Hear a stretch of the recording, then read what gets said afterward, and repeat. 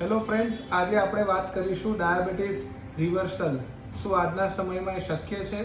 ને જો એ શક્ય છે તો એ આયુર્વેદિક અને પંચકર્મ ટ્રીટમેન્ટથી થઈ શકે છે? એનો જવાબ છે બિલકુલ હા.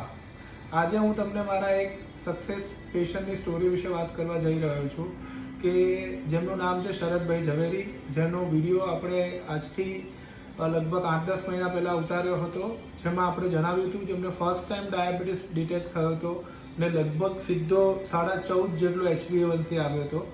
એ પણ ખૂબ ગભરાઈ ગયા હતા અને એમના ફેમિલીવાળા પણ થોડા ગભરાઈ ગયા હતા. પણ એ લોકોએ હિંમત રાખીને અમારી પાસે આવ્યા, આયુર્વેદિક પંચકર્મ ટ્રીટમેન્ટ કરાવી અને આયુર્વેદિક દવાઓ લીધી, લાઇફસ્ટાઇલ મોડિફિકેશન કર્યું અને ડાયટમાં પણ ફેરફાર કર્યો મારી સલાહ પ્રમાણે.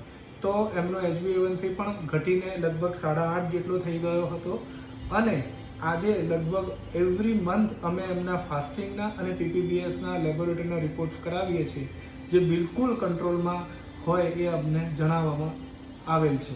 તો હું મારા દરેક પેશન્ટને એક જ સલાહ આપું છું ડાયાબિટીસવાળાને કે આયુર્વેદિક પદ્ધતિથી ડાયાબિટીસ રિવર્સલ શક્ય છે, પરંતુ નિષ્ણાત આયુર્વેદિક ડૉક્ટરની સલાહ પ્રમાણે પંચકર્મ ટ્રીટમેન્ટ અને આયુર્વેદિક દવાઓ લેવામાં આવે તો 100% આ વસ્તુ શક્ય હોઈ શકે છે.